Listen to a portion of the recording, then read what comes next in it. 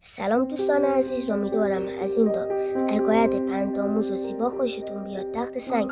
در زمانهای گذشته پادشاهی تخت سنگ را در وسط جاده قرار داد و برای اینکه عکس‌العمل مردم را ببیند خودش را در جایی مخفی کرد. بعضی از بازرگانان و ندیمان ثروتمند پادشاه بی تفاوت از کنار تخت سنگ می‌گذشتند. بسیاری هم غر می‌زدند که این چه شهری است که نظم ندارد. حاکم این شهر عجب مرد بی عرضه‌ای است و غیره. با وجود این هیچ کس تخت سنگ را از وسط بر نمی داشت. نزدیک غروب یک روستایی که پشتش بار میوه و سبزیجات بود نزدیک سنگ شد.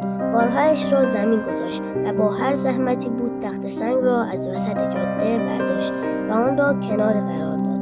ناگهان کیسه ای را دید که زیر تخت سنگ قرار داده شده بود. کیسه را باز کرد و داخل آن سکه های طلا و یک یادداشت پیدا کرد. پادشاه در آن یادداشت نوشته بود: هر صد و مانعی میتواند یک شانس برای تغییر زندگی انسان باشد. امیدوارم از این داستان خوشتون اومده باشه.